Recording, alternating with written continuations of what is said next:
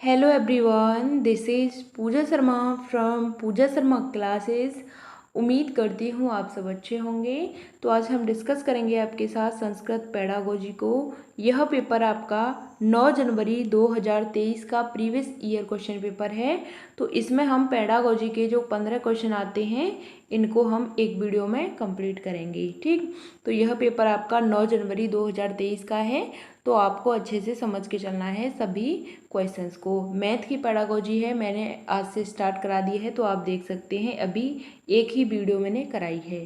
ठीक, तो स्टार्ट करते हैं। आपको वीडियो पसंद आती है तो वीडियो को लाइक कर देना और चैनल को सब्सक्राइब नहीं किया है तो चैनल को सब्सक्राइब कर लेना। क्वेश्चन नंबर 1 आता है कि छात्रेय कस्यापि प्रदत्त कार्यस्य कक्षायाः पाठ्यक्रमस्य कार्यक्रमस्य च समाप्तोः ज्ञानं कौशलम अभिवृत्ति च अर्जितव्या एतत् किम कथन वर्णयन्तु संभवति। तो आपको इसका आंसर बताना है। शिक्षणस्य प्रतिफलम होता है, शिक्षणस्य शैली होती है, शिक्षणस्य स्तर होता है या फिर शिक्षणस्य अक्षमता होती है। तो आपको इसका आंसर बताना है कि ज्ञानम कौशलम अभिवृत्ति च अर्जितव्या, यानी कि ज्ञान के कौशल के लिए कौन सा इसमें महत्वपूर्ण हो जाता है। तो आपको इसका सही आंसर बताना है। तो क्या होता है, शिक्षणस्य प्रतिफलम। क्या हो जाता है, शिक्षणस्य प्रतिफल होता है। यह आपका यहाँ पे सही आंसर हो जाता है। ज्ञान के कौशल के लिए क्या होना चाहिए, प्रतिफल होना चाहिए। Option number 1 is the right answer. शिक्षण शैली की बात करते हैं, गलत होता है। शिक्षण स्तर की बात करते हैं, अक्षमता की बात करते हैं, तो यह आपके गलत हो जाते हैं। Option number 1 is the right answer. Question number आपका नेक्स्ट आता है, एका शिक्षिका छात्रेभ्य शिक्षण गतिविधीनां माध्यमेन मौखिक भाषा, लिखित भाषा, प्रायोक्तम अवेष्टु च अवसरान् ददाति सा केंद्रता अस्ति। तो आपको इसका आंसर बताना है कि मौखिक भाषा, लिखित भाषा, प्रयोक्तम अन्वेष्टु च अवसरान् ददाति। तो इसमें आपको आंसर बताना है। तो यह आपका सकल शारीरिक प्रतिक्रियायाम होता है या कार्याधारित भाषा शिक्षण होता है या फिर पाठ्य पुस्तक आधारित भाषा शिक्षण होता है या शिक्षणस्य शब्द को पागम होता है। तो आपको इसका आंसर बताना है। तो शिक्षिका छात्रेभ्य शिक्षण गतिविधिनां माध्यमेन मौखिक भाषा, लिखित भाषा, प्रयोक्तम अन्वेष्टु च अवसरान् ददाति। तो सा केंद्रता अस्ति। तो इसका सही आंसर होता है वह कार्य पर आधारित भाषा शिक्षण होता है। क्या होता है, कार्य पर आधारित भाषा शिक्षण होता है। जो मौखिक भाषा होती है, लिखित भाषा होती है, यह क्या होता है आपका कार्य पर आधारित होता है। Option number 2 is the right answer. सकल शारीरिक प्रतिक्रियायाम गलत होता है, पाठ्य पुस्तक पर आधारित गलत हो जाता है, शाब्दिक कोश उपागम यह भी गलत होता है। Option number 2 is the right answer. Question number 3 आता है, आपको बताना है कि प्रथम कक्षायाः एका अध्यापिकाः छात्रेय क्रीडाः क्रीडयन्ति, तासु क्रीडासु सा छात्रान् दय चलितुं धावन्तम् उपवेष्टुम् उपसर्पितुम् अन्य गतिविधीनां च कर्तुं निर्दिशति। प्रकीर्णतया छात्राणां किं विकस्यते। तो आपको इसका आंसर बताना है। यह आपका सकल संचाल कौशलम होता है, सूक्ष्म संचाल कौशलम होता है या फिर सकल शारीरिक प्रतिक्रिया होती है या शारीरिक शिक्षा गतिविधि होती है। क्वेश्चन नंबर 3 का आपको आंसर बताना है। क्वेश्चंस को थोड़ा सा समझ के चलना है इसमें जो आपकी पेडागोजी है। तो यह क्वेश्चन आपने सीडीपी में भी किया है, लेकिन यहाँ पे आपको यह संस्कृत में दिया गया है तो आपको थोड़ी सी कन्फ्यूजन हो रही होगी, लेकिन मैं आपको समझाऊंगी। तो यह आपका क्वेश्चन जो डाउट है इस क्वेश्चन को लेके निकल जाएगा। ठीक, समझते हैं। यहाँ पे लिखा है कि प्रथम कक्षाया एका अध्यापिका छात्रे क्रीड़ा, यानी छात्र क्या करता है, खेलता है। छात्र क्रीड़ा क्रीडयन्ति, तासु क्रीड़ासु शातान छात्रान् दय चलितम धावतम, यानी कि चलितम का मतलब होता है संस्कृत में चलना। क्या होता है, चलना। ठीक, धावंतम का मतलब क्या होता है, यहाँ पे होता है दौड़ना। क्या होता है? चलना और दौड़ना। ठीक। उपवेष्टम ऊपर सर्पतम अन्य गतिविधि च कृतं निर्देशति अनेन प्रकारेण तया छात्राय किम विकस्यन्ते। तो आपको इसका आंसर बताना है कि चलने और दौड़ने में कौन सा कौशल होता है वह लगता है। तो आपको इसका आंसर बताना है। तो यह आपका सकल संचाल कौशल होता है, सूक्ष्म संचाल कौशल होता है, सकल शारीरिक प्रतिक्रिया होती है या शारीरिक गतिविधि होती है। तो इसका सही आंसर होता है ऑप्शन नंबर 1। यह आपका क्या होता है? सकल संचाल कौशल होता है। क्या होता है? सकल संचालन कौशल होता है।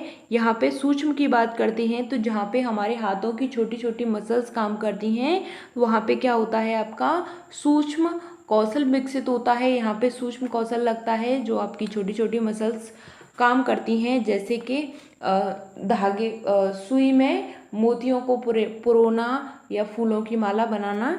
यह आपका इसमें आपके सूक्ष्म संचाल कौशल लगता है। लेकिन यहाँ पे चलने और दौड़ने की बात की गई है, यानी कि हमारी जो बड़ी बड़ी मसल्स होती हैं, हमारे हाथ पैरों की बड़ी बड़ी मसल्स होती हैं वह काम करती हैं।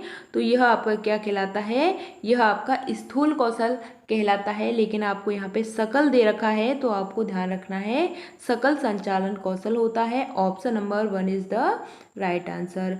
क्वेश्चन नंबर आपका 4 आता है, आपको बताना है छात्राणाम पाठ्यवस्तूनि अवबोधनस्य ताभ्यः सूचना उद्धिधरस्य पाठ्यवस्तु निर्वचनस्य च दक्षन्तो कथ्यते। आपको इसका आंसर बताना है कि छात्राणां पाठ्यवस्तुनु अवबोधनस्य ताभ्यः सूचना उद्धरस्य पाठ्यवस्तु निर्वचनस्य च दक्षतो कथ्यन्ते। तो यह आपका प्रवाहपूर्ण पठनम होता है या फिर निष्कटम होता है या फिर सूत्रलेख होता है या पाठन बोधनम होता है।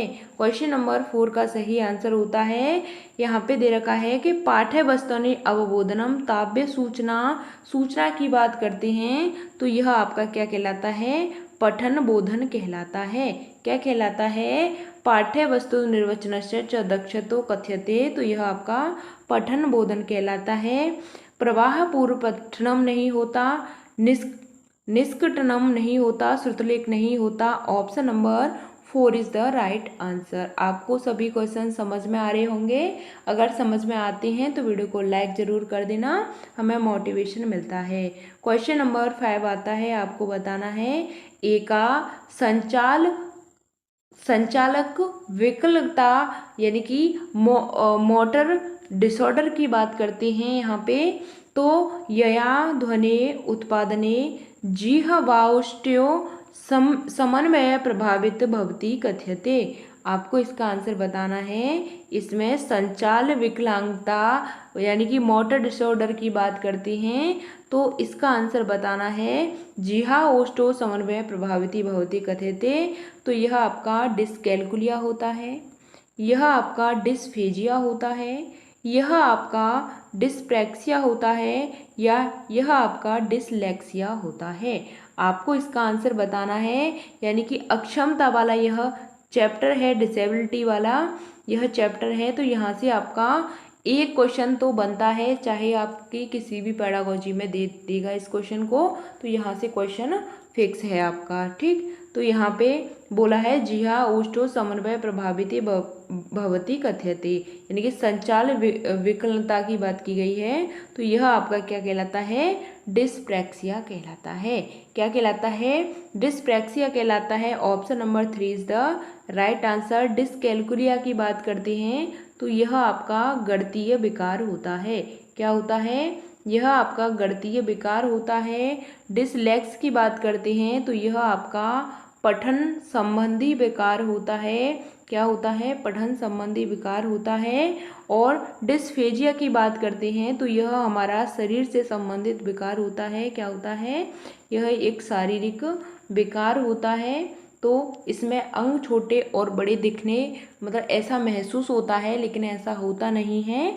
तो इसका आंसर होता है आपका ऑप्शन नंबर 3। क्वेश्चन नंबर आपका 6 आता है, आपको बताना है अधोलिखितेषु किम व्यागोत्स्की महोदयस्य भाषा विकास सिद्धांते आधारितम अस्ति। आपको बताना है कि अधोलिखितेषु यानी नीचे दिए गए कथन में वाइगोत्स्की महोदय के बारे में बताना है कि भाषा विकास के सिद्धांत पर आधारित है। तो किस भाषा विकास के सिद्धांत पर आधारित है? वाइगोत्स्की के सिद्धांत के बारे में पूछा गया है। तो यदा एकः बालः जायते तदा भाषाया कापि आधारभूता क्षमता न भवति। ऑप्शन 2 आता है भाषा विकास सामान्य संज्ञानात्मक विकास क्रमे निरंतरता भवति। ऑप्शन 3 आता है भाषा सामाजिक अंतःक्रिया विकसति। ऑप्शन 4 आता है बालका सकारात्मक पुनरुस्तीवायाः उत्पाद रूपेण भाषा शिक्षन्ते। तो इसका सही आंसर होता है आपका ऑप्शन नंबर 3। जो भाषा होता है, भाषा का विकास कैसे होता है? सामाजिक अंतःक्रिया के द्वारा होता है। किसका कहना है? यह वाइगोत्स्की महोदय का कहना है। Option number 3 is the right answer.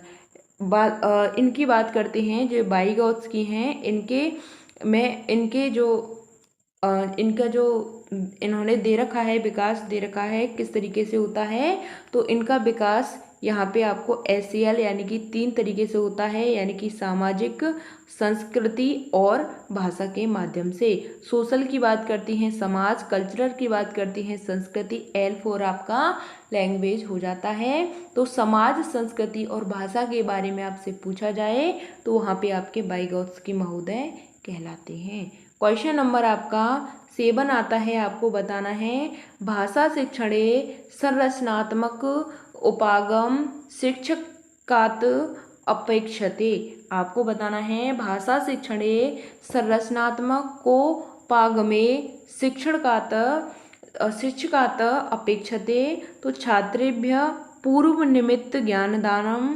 Option 2 आता है स्वपाठनस्य स्वमेव निर्माणम। ऑप्शन 3 आता है छात्राणाम स्वपाठ्य पुस्तकम स्वरचितम समर्थीकरणम। ऑप्शन 4 आता है स्वज्ञानस्य माध्यमेन ज्ञान निर्मान्तु छात्राणाम सहाय्यम। तो इसका आपको आंसर बताना है। तो जो संरचनात्मक उपागम शिक्षकात् अपेक्षते, भाषा शिक्षण के बारे में पूछा गया है। तो छात्रेभ्य पूर्व निर्मित ज्ञानम यह नहीं होता। स्वपाठनस्य पाठ्यक्रमस्य स्वमेव निर्माणम यह भी नहीं होता। छात्राणाम स्वपाठ्य पुस्तकम रचितम बिल्कुल गलत होता है। बेस्ट आंसर आपको देखना होता है, यानी कि स्वज्ञानस्य माध्यमेन ज्ञान निर्मान्तु छात्राणाम सहाम्यम। Option number 4 is the right answer, यानी कि ज्ञान के निर्माण में छात्र के लिए यह सहायक हो जाता है। यही आपका संरचनात्मक उपागम कहलाता है। Option number 4 is the right answer. Question number 8 आता है। आपको बताना है अभी कथन दे रखा है। कथन और तर्क से आपके ऑनलाइन जब से एग्जाम हुए हैं तब से इनसे क्वेश्चन बने हैं, तो आपको इनको अच्छे से समझ के चलना है। तो उपचारात्मक शिक्षणे एका प्रक्रिया अस्ति यस्याः शिक्षिका प्रथम छात्राणां समस्यायाः निदानं करोति तदंतर उचित पद्धते प्रयोग करोति। यहाँ पे कारण में दे रखा है कि उपचारात्मक पद्धति प्रयोगात्मक पूर्व अध्यापक छात्राणां शक्यः दुर्बलताः च जानीत अधस्तने ने सूचितम मुक्तर चिनुत। आपको इसका आंसर बताना है क्वेश्चन नंबर 8 का। यहाँ पे कि जो उपचारात्मक शिक्षण होता है इसका एका प्रक्रिया अस्ति यया शिक्षिका प्रथम छात्राणाम समस्या निदान करोति, यानी कि जो आपका उपचारात्मक शिक्षण होता है यह समस्याओं का क्या करता है? निदान करता है। तो यह आपका क्या हो जाता है? यहाँ पे सही होता है। आगे देखते हैं उपचारात्मक शिक्षण पद्धति प्रयोगात्म पूर्व अध्यापक छात्राणां शक्यस्य दुर्बलता च जानीत अधस्तनेषु अधनस्थनेषु चित मुत्र चिन्नुत। तो उपचारात्मक शिक्षण होता है, इसकी पद्धति होती है प्रयोग पूर्व अध्यापक के छात्रों के यह शक्य दुर्बलता च जानीता, यानी कि दुर्बलताओं को दूर करती है। तो यह आपका यहाँ पे भी सही आंसर होता है, यानी कि आपका कथन सही है और आपका यहाँ पे रीजन सही है। तो तो यहाँ पे देखते हैं तो ए और आर द्वे सत्य शत इत्स्य कथनस्य उचित व्याख्या अस्ति, यानी कि ए और आर दोनों सही हैं, आर ए की सही व्याख्या करता है।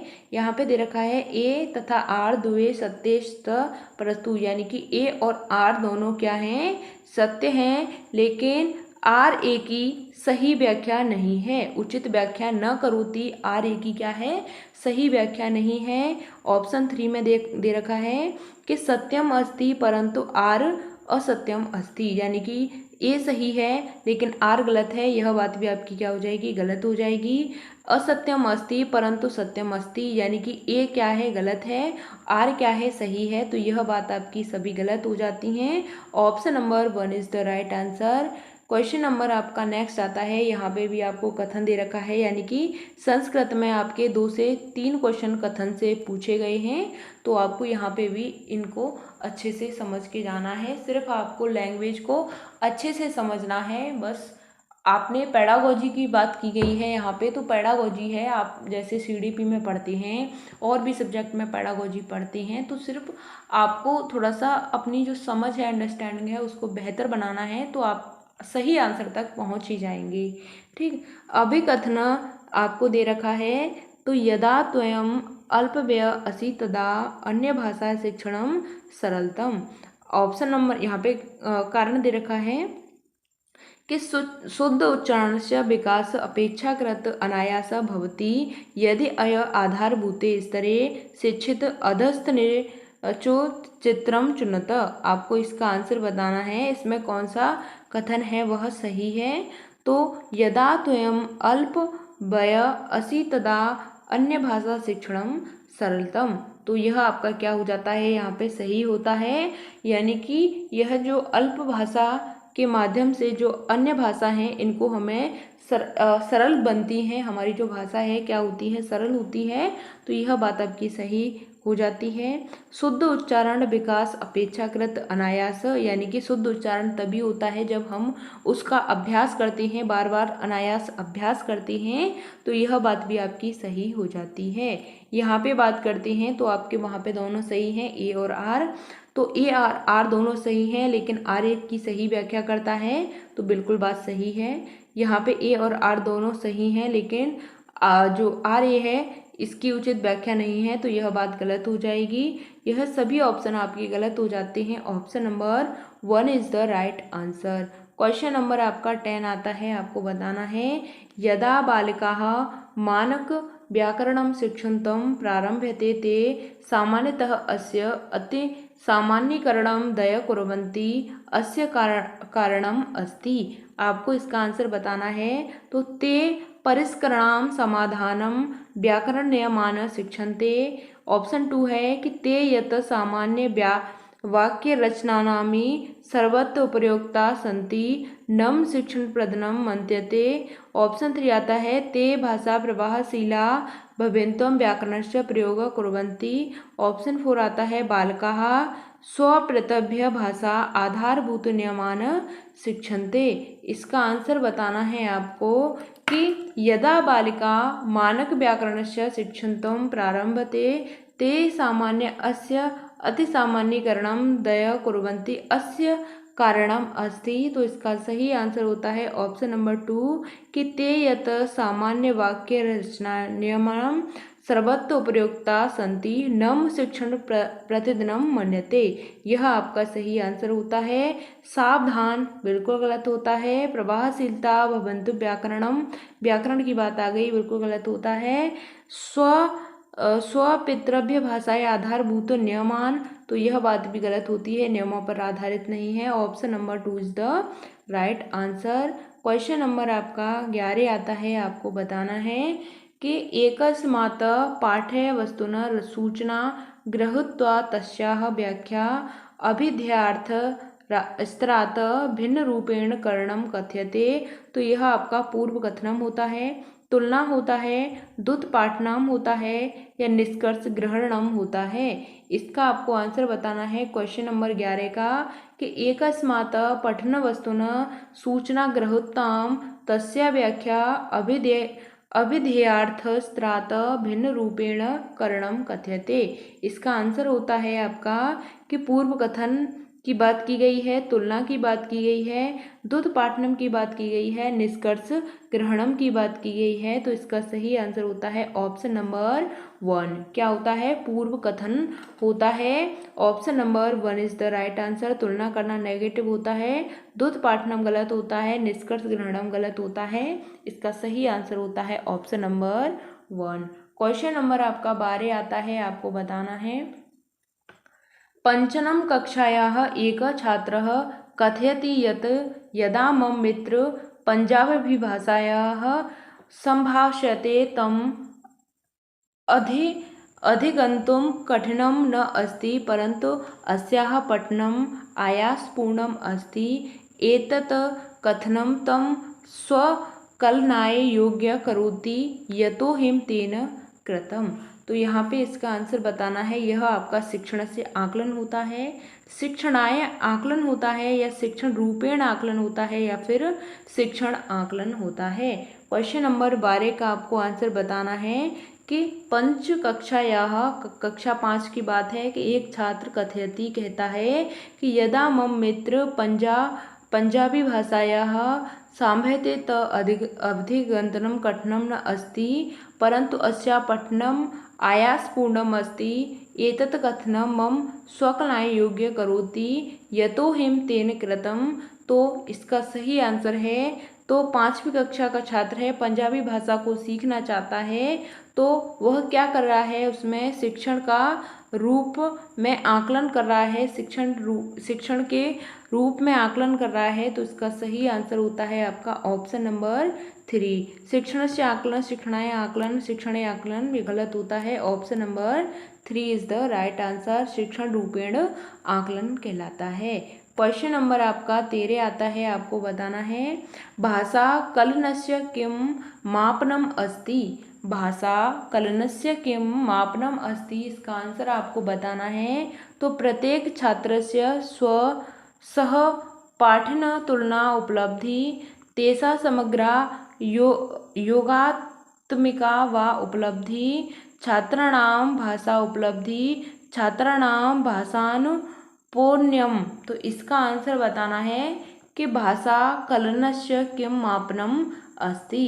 इसका सही आंसर होता है आपका ऑप्शन नंबर यहाँ पे 4 सही आंसर होता है कि छात्राणाम भाषा नैपुण्यम। क्या होता है? मापन की बात की गई है, तो क्या होता है? नैपुण्यम। यहाँ पे तेषा समग्र योगात्मिकता, यह गलत हो जाता है। तुलना की बात की गई है, बिल्कुल गलत होता है। और भाषा उपलब्धि की बात की गई है, गलत होता है। Option number 4 is the right answer. छात्रा भाषा नैपुण्यम, option number 4 is the right answer. Question number आपका 14 आता है, आपको बताना है कि स्टीफन क्रेसन महोदयस्य बोधगम्य निवेशित इति सिद्धांतेन प्रस्तावितम्। इसका आंसर बताना है। स्टीफन क्रेसन महोदयस्य बोधगम्य निवेशः इति सिद्धांतेन प्रस्तावितम्। तो छात्रेभ्यः तेषा भाषानुरूपं भाषा उपलब्धिकरणम्। ऑप्शन 2 आता है छात्रे पाठ्य पुस्तकात् शिक्षकात् च निर्विष्ट प्राप्ति। ऑप्शन 3 आता है छात्रे तेषा भाषा स्तरात् किंचित उच्च स्तरेण भाषा अन्वेषणम्। ऑप्शन 4 आता है छात्राणां स्तरात् उच्चतर पाठ्य वस्तुन समग्रम च अन्वेषणम। तो क्वेश्चन नंबर 14 का आंसर बताना है स्टीफन क्रेसन महोदय के अनुसार कि जो बोधगम्य निवेश इति सिद्धांते प्रस्तावितम, इसका सही आंसर होता है आपका ऑप्शन नंबर 3 कि छात्रे तेषा भाषा स्तरात् किंचित उच्च स्तरेण भाषा अन्वेषण। ऑप्शन नंबर 3 इज द यहाँ पे राइट आंसर हो जाता है। तेषा भाषानुरूपम भाषाया उपलब्धिकरणम गलत होता है। निर्वष्टि प्राप्ति गलत होता है। स्तरात् उच्च पाठ्य पुस्तकन सामग्री च अन्वेषण गलत होता है। इसका सही आंसर होता है स्टीफन क्रेसन महोदय के अनुसार ऑप्शन नंबर 4 कि यह आप जो होता है यह आपका उच्च स्तर का भाषा शिक्षण का अन्वेषण होता है। क्वेश्चन नंबर आपका 15 आता है, आपको बताना है अधोलिखितेषु किं कार्याम् आधारित भाषा शिक्षणस्य सिद्धांत न अस्ति। तो यह आपका सोपान निर्माणस्य होता है, सक्रिय शिक्षणस्य होता है। ऑप्शन 3 आता है कि सृजनाएं पुनरुत्पादन होता है या अनुवादस्य प्रतिबिंब होता है। इसका आपको आंसर बताना है कि कार्य पर आधारित भाषा शिक्षणस्य सिद्धांत न अस्ति, यानी कि नहीं है तो नहीं वाला आपको ढूंढना है। तो इसका सही आंसर होता है सोपान निर्माण, बिल्कुल बात सही है। सक्रिय शिक्षणम बिल्कुल सही है। सृजनाएं पुनरुत्पादनम सही है। अनुवादस्य प्रतिबिंब गलत होता है, नहीं पूछा है इसलिए सही हो जाता है। ऑप्शन नंबर 4 यहाँ पे आपका सही आंसर हो जाता है। आपको सभी क्वेश्चन समझ में आए होंगे ऐसी मैं आपसे उम्मीद करती हूँ। मैंने आपको पेडागोजी के यह 15 क्वेश्चन कराए हैं। इसी तरीके से मैं आपको सभी प्रीवियस ईयर क्वेश्चन पेपर को जो आपके संस्कृत के हैं इनको कंप्लीट करा दूंगी, और आपकी जो मैथ पेडागोजी है इसको भी मैं आपके साथ डिस्कस करा दूंगी कंप्लीट। तो आपको मेरे साथ जुड़ जाना है और इनको अभी से प्रैक्टिस करना स्टार्ट कर दीजिए, क्योंकि आपके पास समय नहीं है। 20 अगस्त का आपका एग्जाम है, तो आपको अच्छे से फोकस करके चलना है। मिलते हैं फिर आपको आगे की नेक्स्ट वीडियो में, तब तक के लिए थैंक्स फॉर वॉचिंग। जय हिंद, वंदे मातरम। अगर कोई भी डाउट होता है तो कमेंट के माध्यम से हमसे पूछ लिया करो, हम आपको आपका आंसर जरूर करेंगे। तो थैंक्स फॉर वॉचिंग। जय हिंद, वंदे मातरम। वीडियो पसंद आती है तो वीडियो को लाइक कर देना, और चैनल को सब्सक्राइब नहीं किया है तो चैनल को सब्सक्राइब कर